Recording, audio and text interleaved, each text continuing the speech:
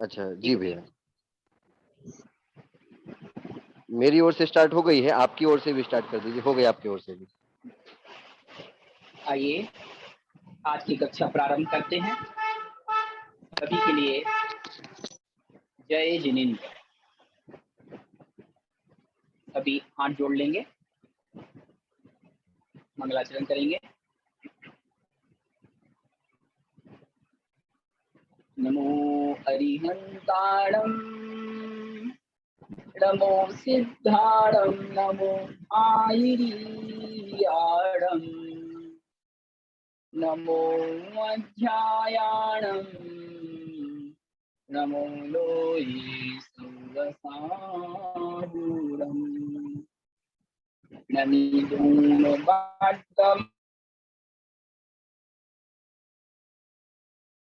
माणं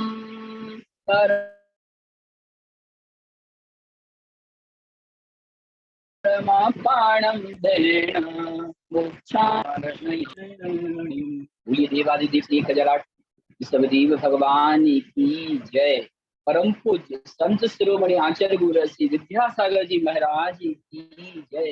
परम पूज्य मुनि पुंग श्री सुधा सागर जी महाराज की जय।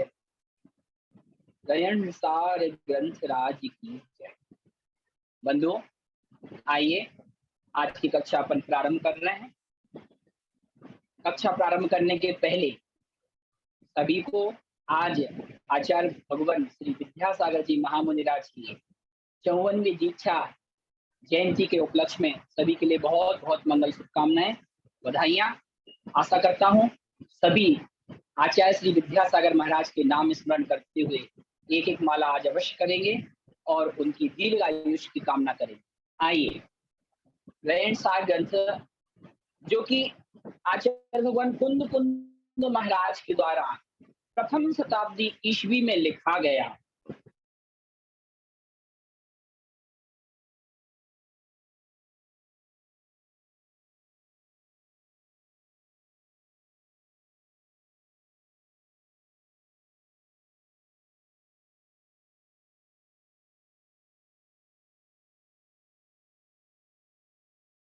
आचार्य कुंद देव, हाँ आचार्य कुंद कुंद देव पिछली कुछ गाथाओं में 3 या 4 गाथाओं में आचार्य कुंद कुंद भगवान ने हम सब के लिए उपदेश दिया कि गृहस्थ के वो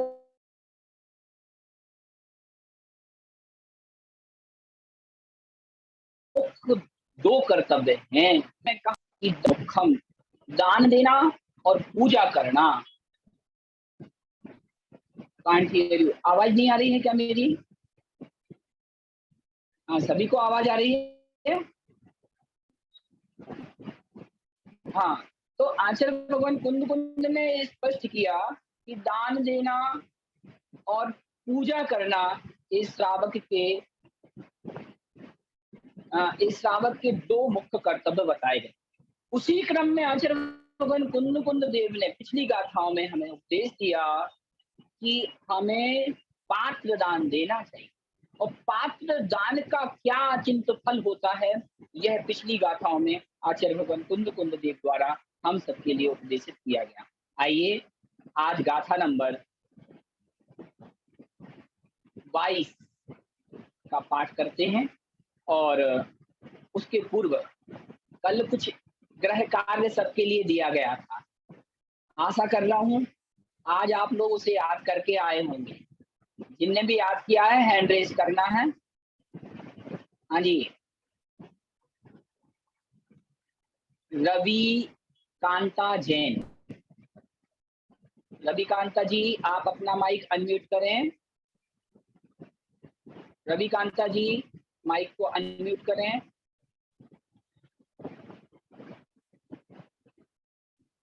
नहीं हो रहा है। नमिदे बद्धनां परमपारं चिनंति शुद्धेन भूक्षामिलेन सायानार्धं मीरं। हाँ, इसका अर्थ बताएंगे। इसमें आचार्य कुंद कुंद स्वामी कहते हैं कि मैं मन वचन काय पूर्वक परमात्मा वर्धमान स्वामी को नमस्कार करके गृहस्थ गृहस्थ श्रावक और मुनि के धर्म को कहूंगा। बहुत सुंदर, बहुत अच्छा आपने इसका अर्थ बताया है। ठीक है, अपना माइक म्यूट कर लें। दीप जैन जी नजफगढ़ से माइक अनम्यूट करें। दीप जैन जी। जय जिनेन्द्र भैया जी। जय भैया जिनेन्द्र। हाँ जी, जय जिनेन्द्र। रमिउड़े वर्तमानम परमा परम प्राणम जिणम सुधेन वोच्छामि रयण सारम सायार्थम मीणम। हाँ जी, इसका अर्थ? यहाँ पे आचार्य कुनकुन स्वामी कहते हैं कि मैं परमात्मा वर्धमान को मन वचन काया से नमस्कार करके और श्रावक और मुनि धर्म को कहने वाला रयनसार गण को कहूंगा। जी बिल्कुल ठीक, आपने बिल्कुल ठीक बताया। ठीक है, माइक अपना म्यूट कर लें। हाँ, 15वें नंबर की गाथा, 15वें नंबर की गाथा किस किस को याद है? नरेंद्र कुमार जी जैन मुजफ्फरनगर से माइक अनम्यूट करें। नरेंद्र जी। हाँ जी, जय जिनेन्द्र। हाँ जी, हाँ जी, सुनाएंगे आप? आपकी आवाज थोड़ा कट कट के आ रही है। नहीं, आपका आवाज नहीं आ रहा हमारे पास। फिर से प्रयास करें, शायद नेटवर्क में कुछ प्रॉब्लम आ रही होगी। चलिए, बाकी लोग जिनने याद किया है उनसे अपन आखिरी में पूछेंगे। आज का पाठ, आज का अध्ययन अपन प्रारंभ कर रहे हैं। आपकी मोबाइल स्क्रीन पे रयनसार ग्रंथ जिनके पास नहीं है वह मोबाइल स्क्रीन पे देख सकते हैं। जिनके पास पुस्तक उपलब्ध है वह अपनी पुस्तक में देखें।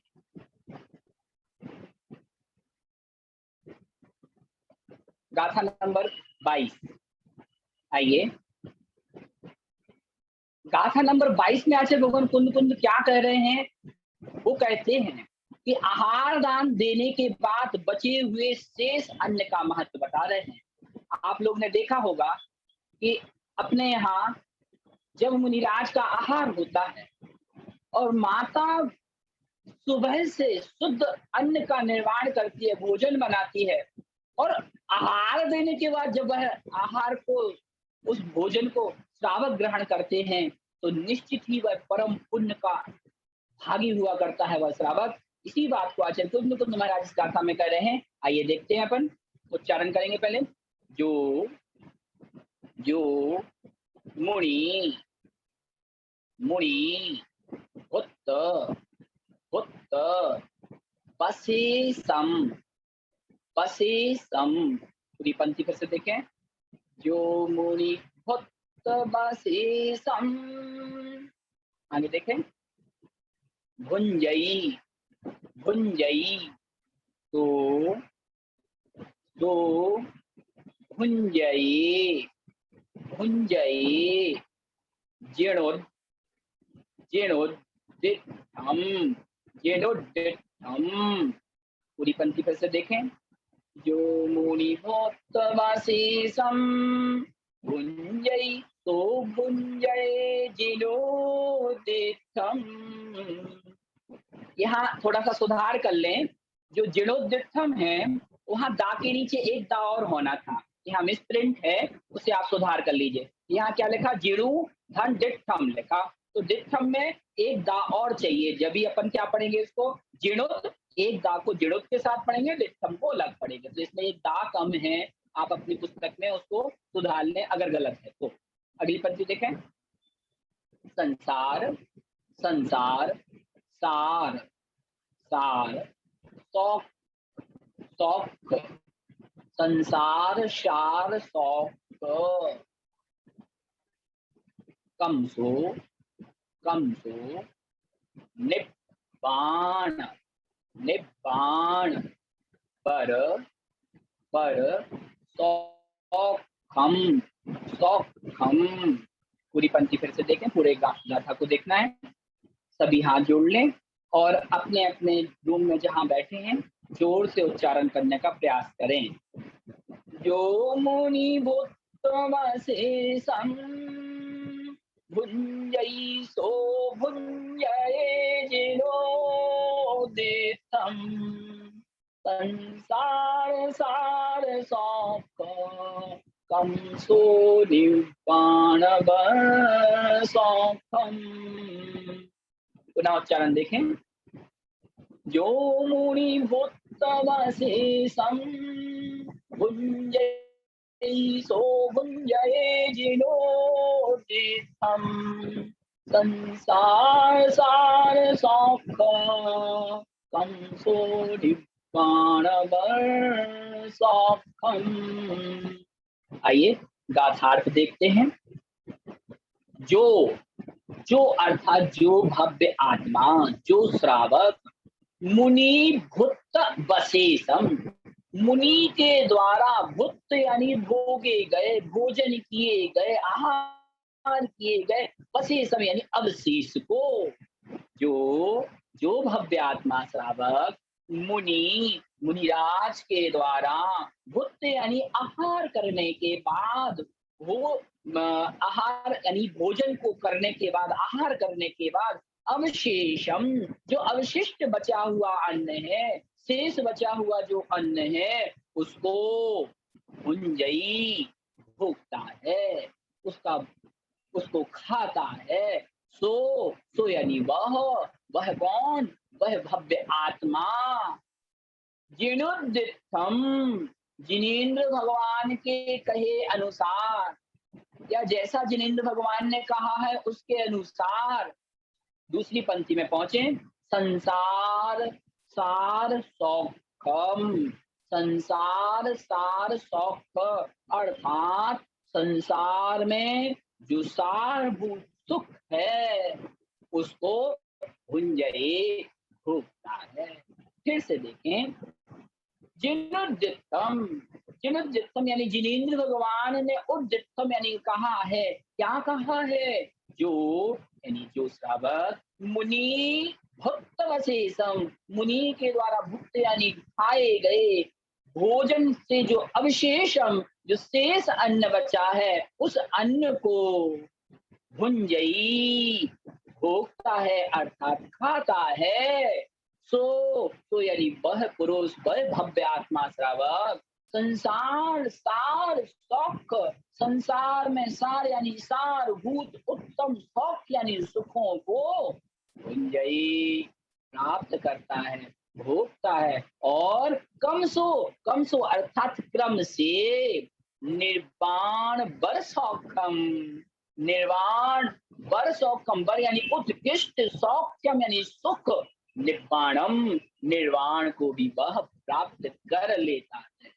बंधु, इस गाथा में आचार्य भगवान कुंद महाराज कह रहे हैं, ध्यान रखना, पूर्व की गाथा में भगवान कुंद ने कहा कि जो पात्र को दान देता है वह भोग भूमि और स्वर्ग भूमि में जन्म लेके क्रम से निर्वाण सुख प्राप्त करता है। उसके आगे इस गाथा में उन्होंने और कह दिया कि जो श्रावक मुनिराज को आहार दान देने के बाद उनके आहार से जो शेष अन्न बचा हुआ है, उस अन्न को भी स्वयं आनंद के साथ वो भोजन करता है, उसको खाता है, वह पुरुष, वह भव्य आत्मा भी संसार के सारभूत सुखों को प्राप्त करते हैं और निर्वाण उत्तम बर यानी उत्तम सुख को वह प्राप्त करते हैं। ऐसा किसने कहा? जिनोदितम, ऐसा जिनेंद्र भगवान ने हमें उपदेश दिया। ये आचार्य भगवान कुंद देव यहाँ स्पष्ट करना चाहते हैं। बंधु, यहाँ आचार्य कुंद देव का यह कथन है कि जो मुनिराज के आहार के पश्चात जो शेष भोजन बचा है, ऐसा नहीं समझ लेना इसका मतलब कि आप कहें कि हम महाराज को आहार तो देंगे नहीं और आहार के बाद पहुंच जाएंगे और कहेंगे भैया प्रसाद दो।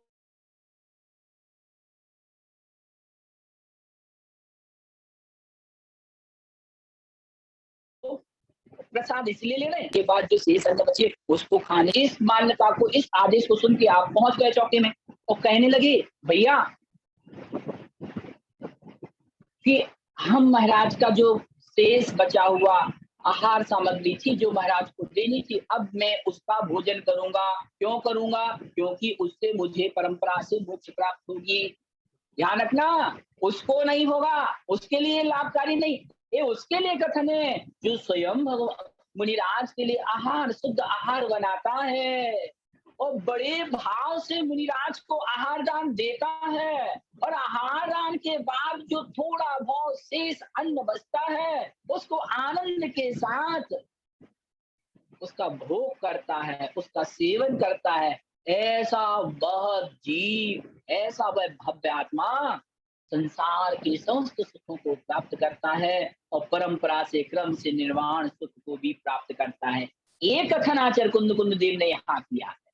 ध्यान रखना, अपन लोग थोड़े ज्यादा चतुर हैं और उस चतुराई में अपन लोग क्या करते हैं कि अर्थ का अनर्थ कर देते हैं। यहाँ शेष अन्न का कथन लिखा है तो कई लोगों ने ऐसा भी समझ लिया होगा कि चलो ये भी अच्छा उपाय है, आहार बनाना नहीं पड़ेगा।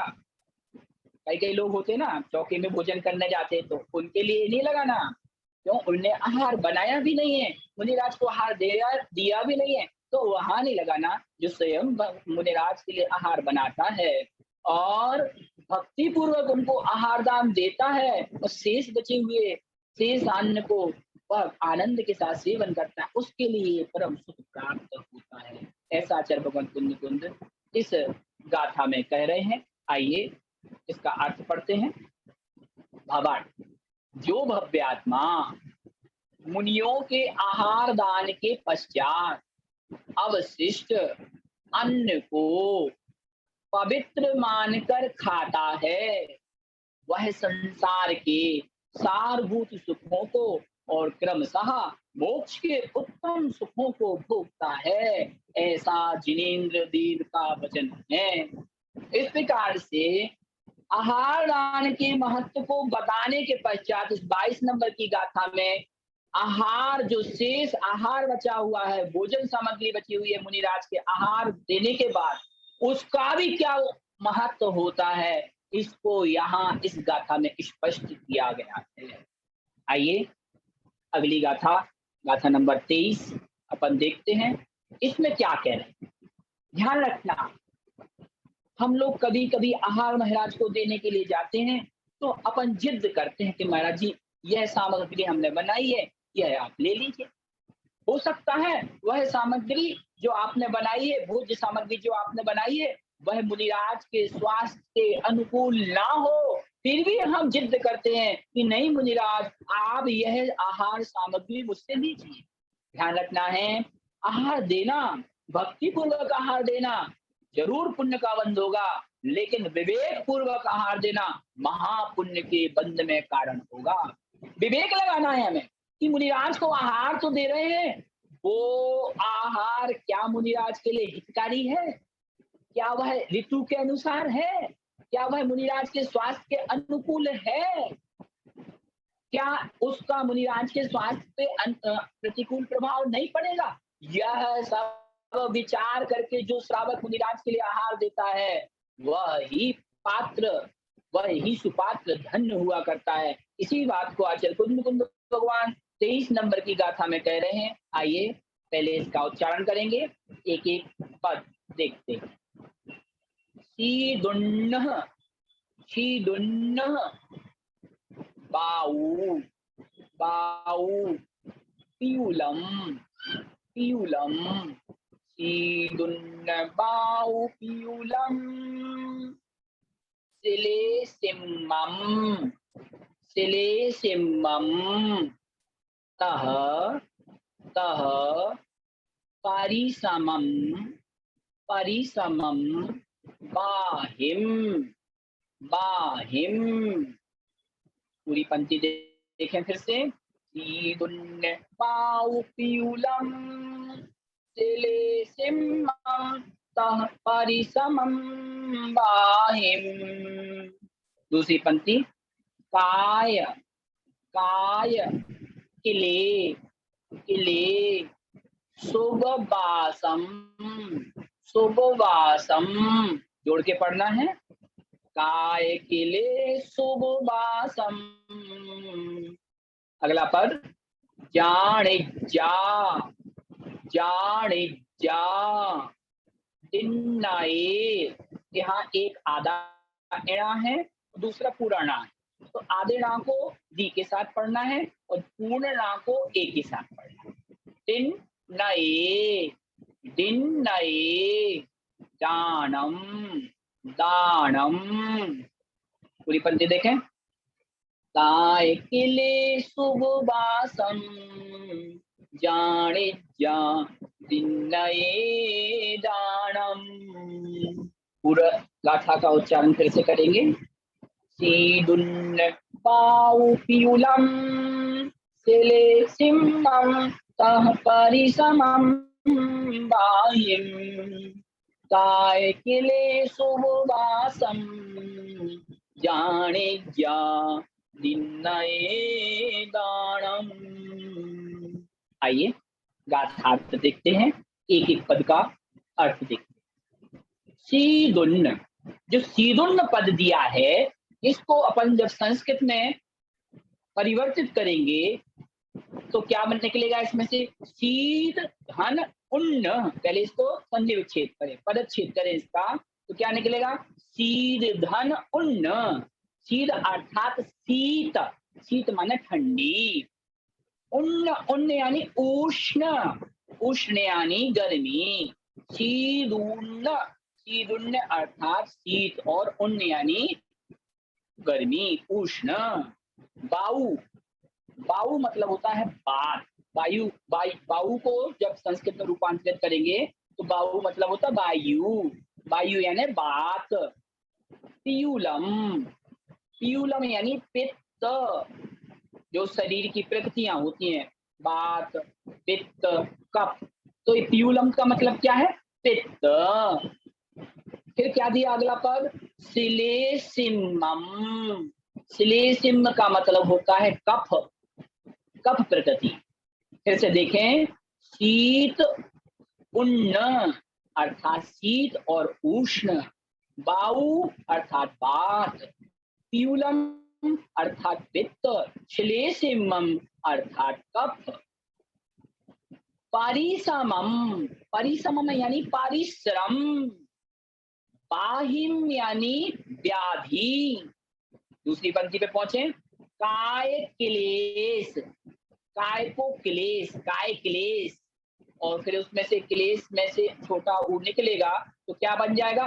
उपवासम और उपवास। फिर से देखें, पहली पंक्ति से एक एक पद संज्ञा पद है, प्रत्येक पद संज्ञा पद है और एक अपना स्वयं का स्वतंत्र अर्थ लिए हुए है। सबका अर्थ आप समझ गए होंगे। फिर से देखते हैं अपन। शीत उन्न, शीत अर्थात शीत, उन्न यानी उष्ण, उष्ण काल। बात पीयूलम सिलेसिमम, बात यानी वायु यानी बात, पीयूलम यानी पित्त, सिलेसिमम यानी कफ। परिसमम, परिसमम अर्थात परिश्रम, तह, तह अर्थात तथा, बाहिम, बाहिम अर्थात व्याधि, काय क्लेशम, काय क्लेश, उपवासम और उपवास। इनको जानिज्या, हमें जानना चाहिए, या इनको जानिज्या यानी जान करके, दानम, निर्णय, दान हमें देना चाहिए, दान हमें देना चाहिए। कौन सा दान? आहार दान देना चाहिए। ध्यान रखना है, आचार्य भगवान कुंद कुंद इस गाथा में हम सबके लिए उपदेश दे रहे हैं कि हे भव्य आत्मन श्रावक, जब भी तुम आहार दो मुनिराज को तो ये विवेक रखो कि शीतुन्न, शीत ऋतु चल रही है, ये उष्ण ऋतु चल रही है। उष्ण ऋतु में हमें ठंडी वस्तुओं का आहार देना है जो उन्हें ठंडी ठंडक देने वाली हो, और शीत ऋतु में ऐसा आहार देना है कि जिससे उनके अंदर कुछ गर्मी उत्पन्न हो, ऐसा आहार देना है। तो ये विचार किसको रखना है कि ऋतु के अनुकूल आहार देना है। तो आचार्य भगवान कुंद कुंद कह रहे हैं आहार दान में विवेक रखना है श्रावक को। शीत उष्ण अर्थात शीतकाल और उष्ण काल का विवेक रखना है।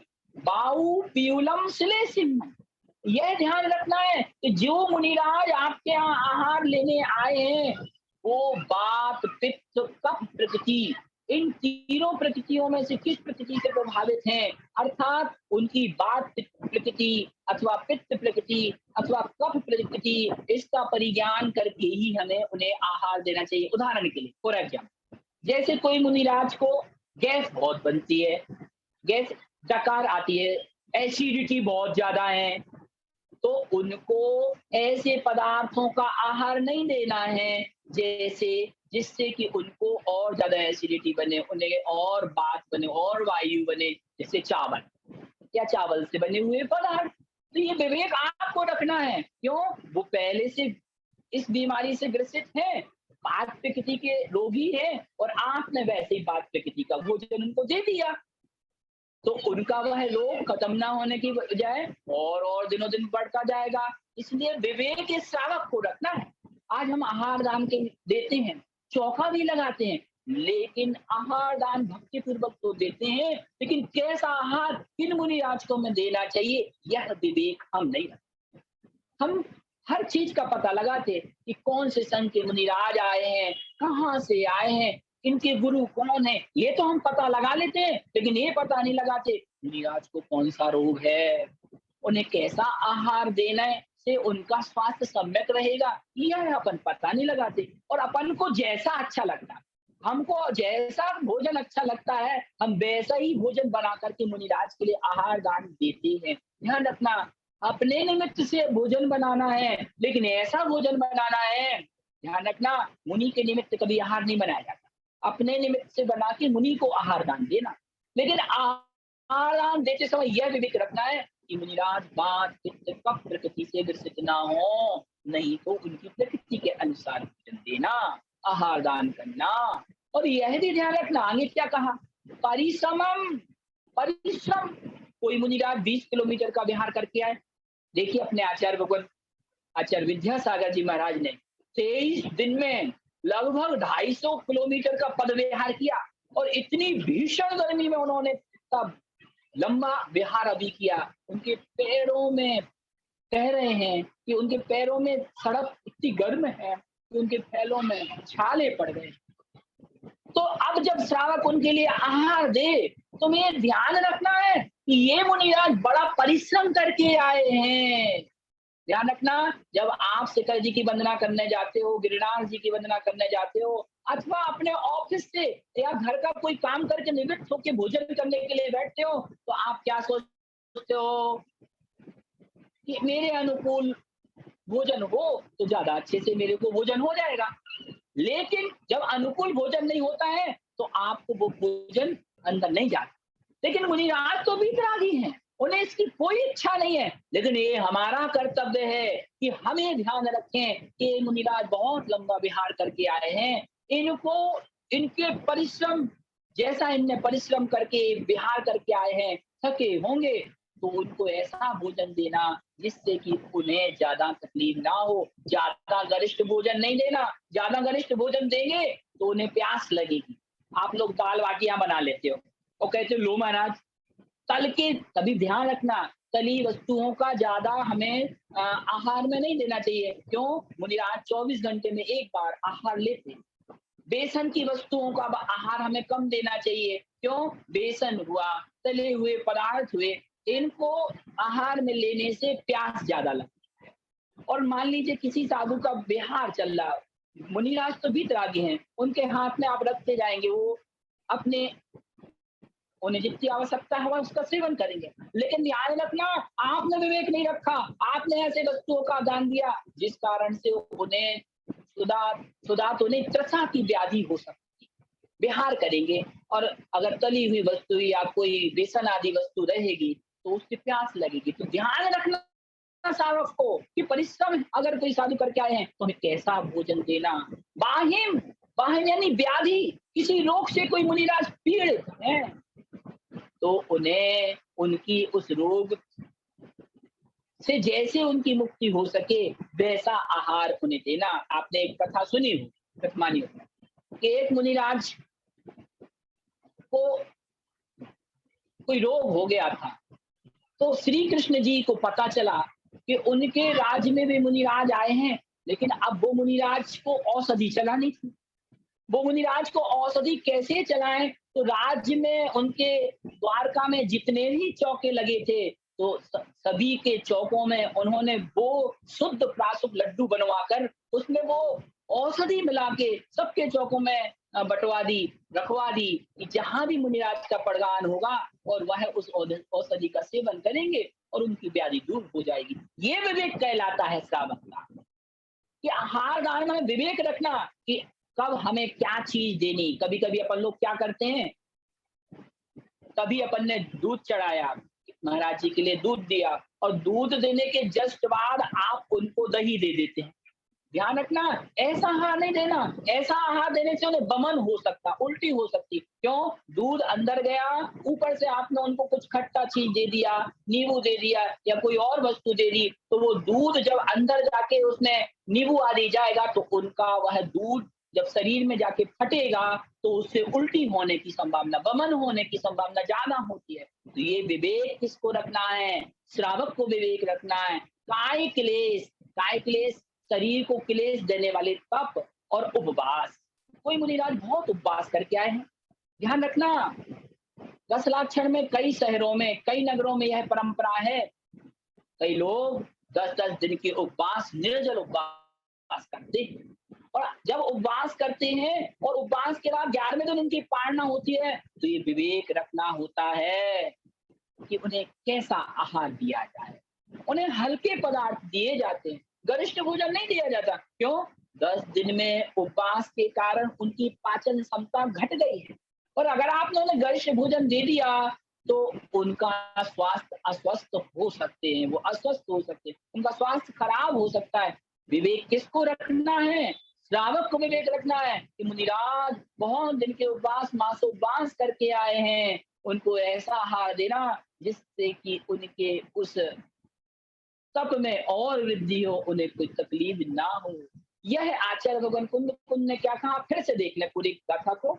शीदुन्न बाऊ पीयूलम, शीत और उष्ण काल, बाऊ पीयूलम शिलेसिम्मम, बात पीयूलम यानी पित्त, शिलेसिम्मम यानी कफ, तथा तह यानी तथा, परिश्रमम परिश्रम, बाहिम अर्थात व्याधि रोग, काय क्लेशम काय क्लेश, उपवासम उपवास, इन सब को जान करके ही हमें दानम निर्णय, दान हमें देना चाहिए। आहार दान मुनिराज के लिए देना चाहिए। आइए भावार्थ देखते हैं। सबसे नीचे दिया है, शीत या उष्ण काल, मुनि की प्रकृति वात पित्त या कफ प्रधान है। गमनागमन या ध्यान आसन में होने वाले परिश्रम, रोग, काय क्लेश, तप और उपवास आदि का विवेक रखते हुए यह जान करके ही हमें दान देना चाहिए या दान दिया जाता है।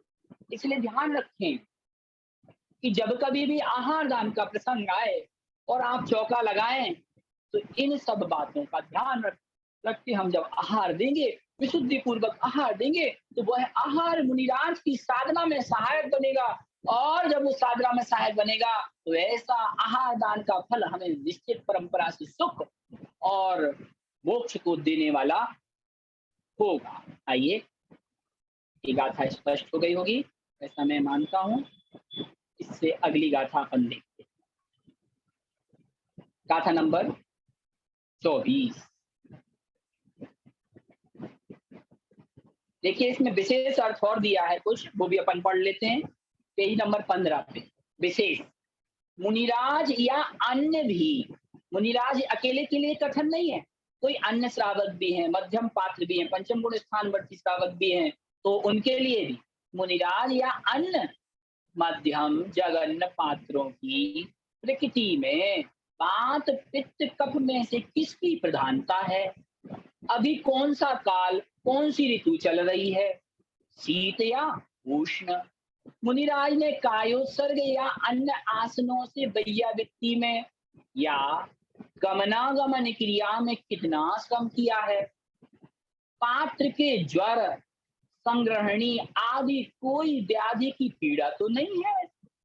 काय क्लेश व उपवास की अधिकता से उनके कंठ में शुष्कता, सूखापन तो नहीं है। आपने देखा होगा, रक्षाबंधन की कहानी सुनी होगी, जब बलि ने उन मुनिराजों के लिए उपसर्ग किया, चारों तरफ आग लगा दी, तरह तरह के घृणित पदार्थ जलाए, जब विष्णु कुमार मुनिराज ने उनका उपसर्ग दूर किया, तो उस नगर के श्रावकों से प्रेरणा लेना। उन्होंने किस वस्तु का आहार दिया? गन्ने का इच्छु रस का उन मुनिराज को आहार दिया। क्यों इच्छु रस का आहार दिया? क्योंकि उनके गले रुध गए थे और ऐसी अवस्था में इच्छु रस उनके लिए कार्यकारी था, उपयोगी था, इसलिए उन्होंने इच्छु रस का आहार दिया। वहां उन्होंने विवेक लगाया, वो वास्तविक श्रावक थे। ध्यान रखना, विवेक नहीं होता और हम कुछ और वस्तु बना के उनको देते तो वो तो ले ले, लेकिन उनके शरीर के लिए वो हितकारी नहीं होता। इत्यादि समस्त बातों का विवेक रखते हुए विवेक पूर्वक पात्र की प्रकृति और ऋतु के अनुकूल संयम वर्धक आहार हमें देना चाहिए। ध्यान रखना, हर कार्य में विवेक का बड़ा महत्व है। ये बात यहाँ आचार्य देव कुंद हमें स्पष्ट करने वाले हैं। आइए गाथा नंबर 24, बहुत सुंदर गाथा है। क्या कह रहे हैं महाराज? उच्चारण करना है। हिय हिय मिय मिय मन्नम मन्नम पाणम पाणम हिय मन्नम पाणम निर निर बज्जो सहिम बज्जो बज्जो शहिम सहिम बज्जो सहिम निराउलम निराउलम थाणम थाणम। पूरी पंक्ति देखें। यमीय मन्नम पाणम निर्बज्जो साहिम निराउलम थाणम। दूसरी पंक्ति। सैणासन सै सै नाशन नाशन सैणाशन मोब मोब यारणम यारणम मोब यारणम। आदि पंक्ति पूरी तरह से देखें। शयनाशण मोब यारणम जानिज्जा जानिज्जा दी दी मोख मोख मग्ग मग्ग रदो रदो। फिर से देखें आदि पंक्ति। जाने जा दे मोख मागरदो। पूरी गाथा फिर से उच्चारण करना है। सभी लोग हाथ जोड़ के उच्चारण करें। इयमीय मन्नम पाणम निर्मज्जो साहिम निराहुलम थाणम सैणासर्मुवयरणम जाने जा देहि मोकमागरदो। आइए प्रत्येक पद का अपन अर्थ देखते हैं। यानी हितकारी हितकारी हित। मीय यानी मित यानी कम मात्रा में। मिय हित यानी हितकारी हितकर। मित यानी सीमित मात्रा में। अन्नम यानी अन्न को। पाणम यानी पानी को, पेय पदार्थों को। फिर से देखें। हिय यानी हियम हिय यानी हितकारी। मियम मियम यानी मित सीमित मात्रा में। अन्नम पाणम अन्न और पानी को या पेय पदार्थों को। उसके आगे क्या दिया? निर्बज्जो सहिम। निर यानी निर्दोष। बज्जो सहिम यानी औषधियों को।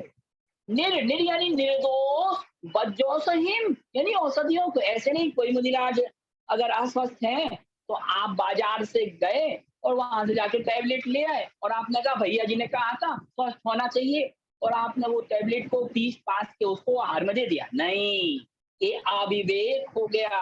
औषधि का दान तो देना है, लेकिन निर्दोष औषधि होनी चाहिए, शुद्ध औषधि होनी चाहिए। तो क्या कहा, निर्बज्जोसहिम, अर्थात निर यानी निर्दोष, बज्जोसहिम यानी औषधि को, निराउलम, निराकुल, स्थानम, स्थान को। ध्यान रखना, मुनिराज के लिए ऐसा स्थान हमें उनके ठहरने के लिए बनाना चाहिए कि जहां उन्हें कोई आकुलता ना हो। निराउलम, निराकुल, स्थानम यानी स्थान को। और क्या कहा आगे देखिए, शयन आसन, अलग अलग पद कीजिए, इसको तोड़ेंगे अपन तो क्या निकलेगा, शयन धन आसन। प्राकृत में, संस्कृत में निकालेंगे तो क्या हो जाएगा, शयन धन आसन। शयन यानी सोने के, या शयन यानी शयन सोना, और आसन यानी बैठना, बैठने के उपकरण, सोने के उपकरण। जिस तखत पे, जिस पाटे पे मुनिराज सोते हैं, अथवा जिस आसन पे वो मुनिराज बैठते हैं, ऐसे शयन आसनम, शयन आसन के उपकरणों को। और फिर क्या कहा, मुभयर्णम, मुभयर्णम को तोड़ेंगे तो माँ आसन के साथ चला जाएगा, और उभयर्णम, उभयर्णम अर्थात उपकरणम। तो क्या अर्थ निकलेगा, शयन आसन उपकरणम, शयन और आसन यानी बैठने के, उपकरणम यानी उपकरण को।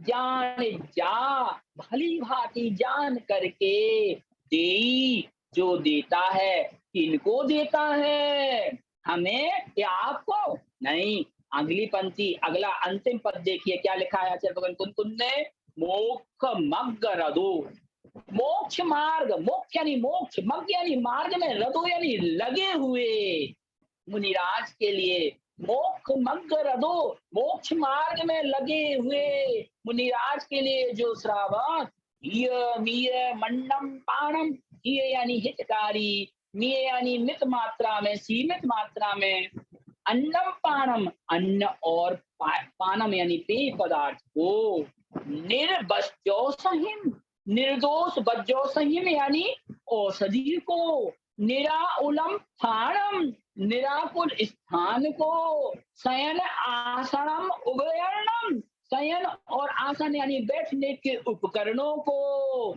जाने जा, जान करके, भली भांति जांच करके, जो देता है वही उत्तम पात्र, वही उत्तम श्रावक कहलाता है। इस प्रकार से श्रावक को उपदेश दिया कि कोई भी वस्तु मुनिराज को देना है तो कैसी वस्तु, कैसी व्यवस्था हमें करनी चाहिए जिससे कि उनकी निराकुल साधना हो सके। इस प्रकार से 24 नंबर की गाथा कही। आइए इसका भावार्थ देखते हैं, क्या लिखा है नीचे। मोक्ष मार्ग में अनुरक्त जीव, जिन्हें मोक्ष मार्ग में अनुराग है, ऐसे जीव सुपात्रों को या सुपात्रों में हितकारी और मित भोजन, पानी, पेय पदार्थों, निर्दोष औषधि, निराकुल स्थान, शयन उपकरण, चटाई आदि, पाटा आदि, आसन उपकरण, आसन पाटा आदि, उन्हीं की आवश्यकता को जानकर देता है। जो आवश्यकता उनके लिए है वो किसी के सामने हाथ नहीं फैलाते और उसको आपको देना। ध्यान रखना, तो आपकी भैया वृत्ति कहलाएगी। ऐसा नहीं कि आप कहोगे हम तो मोबाइल फोन देंगे। भैया ने कहा कि उनको तकलीफ नहीं होनी चाहिए, उनको कष्ट नहीं होना चाहिए, आकुलता नहीं होनी चाहिए, हमें एसी लगवा देंगे, हम पंखा लगवा देंगे, हीटर जलवा देंगे। नहीं, ये अविवेक है, ऐसा नहीं करना है। उनकी साधना में जो हितकारी हो ऐसी वस्तुओं को हमें उनके लिए देना है। इस प्रकार से आज 3 गाथाएं 22, 23 और 24 नंबर की 3 गाथाएं अपन ने और उनका अर्थ यहाँ देखा।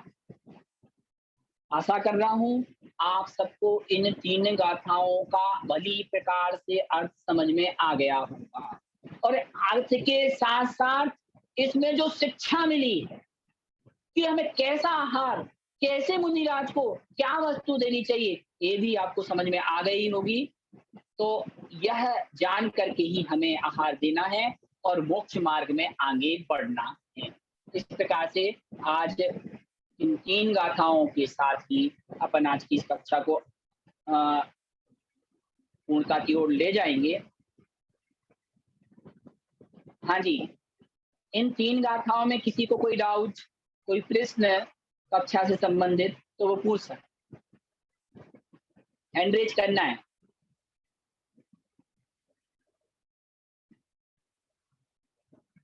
सुरेश जैन जी बेंगलोर से, हाँ जी, अपना माइक अनम्यूट करें सुरेश जी भैया। जय जिनेंद्र भैया जी। जय जिनेंद्र। जय जिनेंद्र। हाँ जी, हाँ जी। हाँ, मेरा एक छोटा सा क्वेश्चन है। हाँ जी। गाथा नंबर 22 में जो बात करी कि मुनिराज को आहार देने के पश्चात जो शेष बचा हुआ आहार है वो यदि श्रावक करता है तो उसको विशेष पुण्य की प्राप्ति होती है। जी जी जी, ठीक है। अब बोलिए। मुनिराज के लिए जो आहार बना है वो बिना नमक का भी होता है, बिना घी का भी होता है, मतलब उनके हिसाब से अलग से बनता है। लेकिन श्रावक जब आहार करता है वो नमक डाल के करता है, घी लगा के करता है, तो उसको इस कैटेगरी में आएगा कि नहीं आएगा? नहीं, ये ध्यान रखना, मैंने जब भी आपसे कहा था कि पहली बात, हमें जो भोजन या जो आहार सामग्री बनानी है, एक उद्दिष्ट नाम का दोष हुआ कर, और उद्दिष्ट नाम का दोष कहता है कि मुनिराज के निमित्त से आहार नहीं बनाना। जो आहार बना रहे हो वो आहार हमें अपने लिए, अपने निमित्त से बनाना है। और ये भावना मानिए कि कोई मुनिराज अगर आ जाए तो हम उनको आहार देंगे। सबसे बड़ी भूल कहाँ हो गई हमारी? हमने चरणानुयोग के ग्रंथों का अध्ययन नहीं किया, और जिस कारण से हम जो भोजन सामग्री बनाते हैं हमें पता ही नहीं कि हमें कौन सा उद्दिष्ट दोष कहलाता है और क्या दोष हमें लग सकते हैं। और हम जब भी चौका लगाते हैं तो हम ये कहते हैं हमने महाराज जी के लिए सामग्री बनाई, महाराज जी ये सामग्री आप ले लीजिए, तो आपके लिए ही बनाइए। नहीं, ऐसा कह रहे हो तो आप अपने आहार दान में दोष लगा रहे हैं। मुनिराज के लिए कुछ नहीं बनाया, जो बनाया वो अपने लिए बनाया, और मुनिराज आ गए तो उसी अपने लिए जो भोजन बनाया था, शुद्ध आहार बनाया था, उसको उन मुनिराज को आहार में देना। दूसरी बात, अगर मुनिराज ने बिना नमक का खाया है तो वैसे ही भोजन को आनंद के साथ खाना, ऐसे नहीं कि 2 चुटकी नमक उसमें मिला लिया और उसको अपन खा गए, वैसा नहीं चलेगा। भक्ति पूर्वक, अभी शेष अन्न कहा ना, तो शेष अन्न से तात्पर्य है जैसा मुनिराज ने लिया उसको वैसी का वैसे ही अपन को पुण्य मान के ले। पर अक्सर तो ये देखा जाता है, अक्सर ये देखा जाता है कि वो उनका आहार अलग होता है और श्रावक का आहार अलग होता है। नहीं, वो दोषपूर्ण हो गया। और लोग बोलते भी हैं लोग कि भाई ये महाराज के लिए ये बनाना है, वो बनाना है, ये बहुत गलती करते, बहुत बड़ी गलती कहते हैं अपन महाराज से, महाराज जी आपके लिए बनाया। हाँ, वो एक कमी कहाँ हुई? मैं आपसे कह रहा हूँ ना, हमने स्वाध्याय नहीं किया। और जिनने, कुछ लोग हमारे यहाँ समाज में ऐसे लोग हैं जिन्होंने स्वाध्याय किया, उनने क्रियाएं नहीं की। एक वर्ग ऐसा है जो स्वाध्याय को महत्व देता है, एक वर्ग ऐसा है जो पूजा पाठ को महत्व देता है। तो ध्यान रखना, व्यवहार निश्चय दोनों एक साइकिल के 2 पहिए हैं, दोनों को लेके चलना है। ज्ञान भी होना आवश्यक है, क्रिया होना भी आवश्यक है। एक को अगर हमने क्रिया को ले लिया तो भी गड़बड़ हो गया, और अकेले हमने निश्चय कर दिया तो वो भी गड़बड़ है। तो ज्ञान अगर होता, हमने चरणानुयोग पढ़ा होता तो हमें पता होता उद्दिष्ट आहार क्या कहलाता, कैसा आहार हमें देना चाहिए, तो हम कभी भी ये भोजन आहार के समय नहीं बोलते महाराज जी ये आपके लिए बनाया है। इसलिए ये आपका प्रश्न बहुत समीचीन है, सभी को मार्गदर्शन मिला। आप अपना माइक बंद कर लें। और किसी का प्रश्न? सविता जैन जी, सविता जी अपना माइक ऑन करें। हाँ जी, सविता जैन जी हैंड रेज किया है आपने, चलिए आप नहीं सुन पा रहे हैं। हेलो, हाँ जी, बोलिए, आ रही है। हाँ भैया जी, जय जिनेंद्र। जय जिनेंद्र। आपने बहुत अच्छा पढ़ाया भैया जी, मैं पहली बार पढ़ रही हूँ, लेकिन मेरे पास तो ये जिनवाणी है ही नहीं रहन सहन की। हाँ, तो मैं आपको PDF ग्रुप में दे दूंगा। आप ग्रुप में जुड़े हैं? हाँ जुड़ी हुई हूँ भैया जी। हाँ, तो वे ग्रुप में पीडीएफ आपको सेंड कर दूंगा, आप उसमें से स्वाध्याय कर सकते हैं, ठीक है। और हाँ यूट्यूब आप बहुत, मैं पहली बार पढ़ी, पहले दिन मेरे को हाँ, यूँ हाँ, लग रहा था ये रेणसार क्या है, पर अब तो इतना इंटरेस्ट आ रहा है मेरे को। जी जी जी। इसका जो वीडियो भी रिकॉर्डेड करके यूट्यूब पे डाला गया है, जिन लोगों ने नहीं पढ़ हाँ पाए हैं, वो छूट गया हो, उस सांगानेर संस्थान के यूट्यूब चैनल को सब्सक्राइब करके उसमें से हाँ रिकॉर्डेड क्लासें, समय सार की क्लास जो चल रही है शिविर में, न्याय दीपिका की, और जो हाँ रैन सार की, समाधि हाँ तंत्र की, सब रिकॉर्डेड डला हुआ है, आप उसमें से स्वाध्याय कर लें जो छूट गया, ठीक है। हाँ और ओके क्वेश्चन क्या भैया है जी, आपका? ओके। ठीक है, ठीक है। रानी जैन जी, आपने हाथ उठाया है, बोलिए। रानी जी, जी भैया, माइक ऑन जय करें। जिनेंद्र, जय जिनेंद्र भैया। जय जिनेंद्र, जय जिनेंद्र, जय भैया जिनेंद्र। जी, भैया जी यूट्यूब पे अपलोड नहीं है ये। अभी 2 क्लास अपलोड किया है भैया, हाँ आलोक भैया ने, मैं उनसे हाँ, बोल दूंगा तो वो और क्लास भी उस पर डाल देंगे, तो आप हाँ, उसमें से देख लीजिएगा, क्योंकि आलोक भैया से बोलेंगे। कल का छूट गया था भैया जी हमारा। हाँ हाँ हाँ, तो और भैया आलोक जी भैया जी कर लेंगे उनसे। एक हाँ मिनट बोलिए। और भैया जी, ये ग्रंथ तो पूरा हो नहीं पाएगा अपना अभी 30 तारीख तक, तो इसके बाद फिर क्या जितना हो होगा? वो अपने संयोजक जी हैं आलोक जी और संजीव जी भैया, उनसे अपन करेंगे निवेदन, वो जैसी हाँ व्यवस्था बनाएंगे हाँ, आप वैसा मतलब अपलोड तो कर दीजिए आप उसके बाद भी, जी जी जी जी, वो वीडियो मैं उनसे करके, ठीक है। कहूंगा। जी जी। ठीक है, और जय जी, और जिनेंद्र। किसी का कोई प्रश्न पूछना है कोई, यहाँ से नहीं? हाँ जी। नरेंद्र कुमार जी जैन मुजफ्फरनगर से पूछ रहे हैं कुछ। नरेंद्र जी, माइक अनम्यूट करें, हो गया। जय जिनेंद्र। बोलिए। जय जय जिनेंद्र। जिनेंद्र भैया, जय जिनेंद्र। हाँ हाँ जी, कल एक शब्द आया था शिलावट। शिलावट क्या होता है? हाँ कल एक ऐसा आया था शिलावट। कौन सी कल गाथा आया में? शिलावट। गाथा नंबर? ये तो मेरे पास है नहीं इस टाइम। हाँ, मैं ये तो बताता हूँ आपको। हाँ एक मिनट। ये हमारे ख्याल से चक्रवर्ती के जो रत्नों का वर्णन आया था, हाँ उसमें ये वर्णन आया होगा। हाँ जी, हाँ जी, हाँ वो हाँ चक्रवर्ती जी, के, मैं आपको दे रहा हूँ पीडीएफ में, जो चक्रवर्ती के रत्नों का वर्णन हुआ था। देखिए आपकी मोबाइल स्क्रीन पे आया है। चक्र छत्र असी मणि चर्म काकणी, ये 7 अजीब रत्न हैं जो चक्रवर्ती के रत्न हैं, उनका वर्णन कर रहा है, जिसमें सेनापति, ग्रहपति, हाथी, घोड़ा, स्त्री, सिलावट। हाँ, ये सिलावट शब्द मैं देख के आपको स्पष्ट करूंगा कि सिलावट और पुरोहित, ये 7 सजीव रत्न है। मैं ये जैन विद्या से आपको स्पष्ट करूंगा, ठीक है भैया। और कोई ठीक है जी, धन्यवाद। जी जी जी।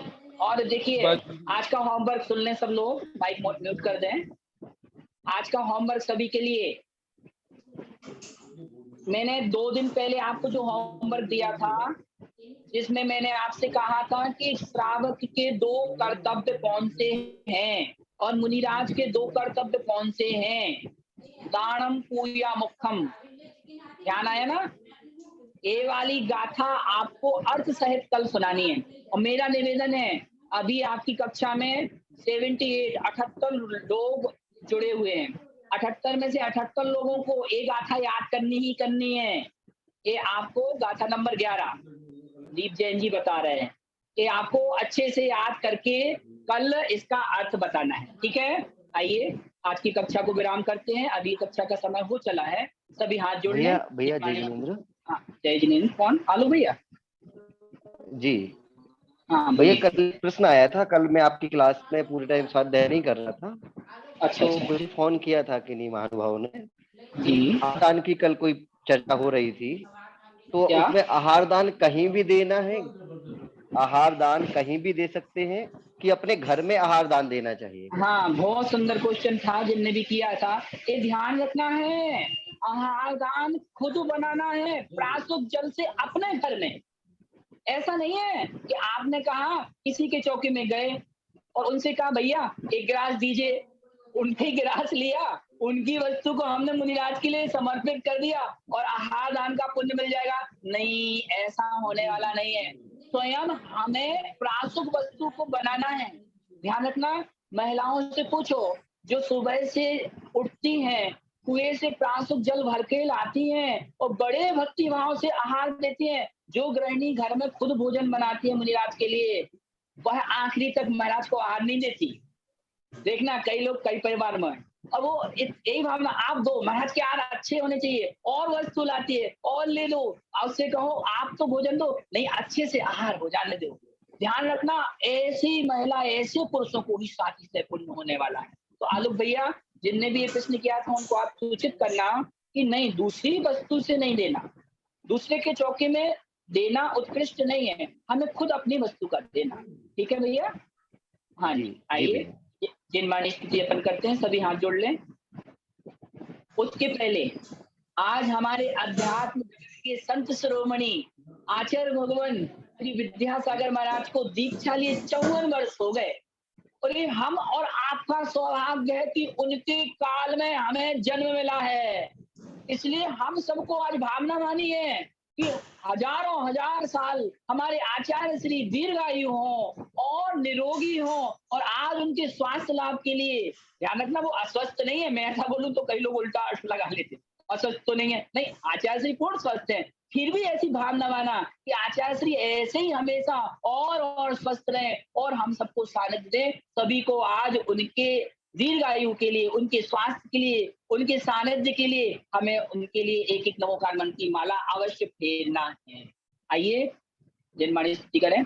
जावानी के ज्ञान से सूझे लोकालो, सोवानी मस्तक नमो सदा दे तू बोलो। 9 बार नमोकार।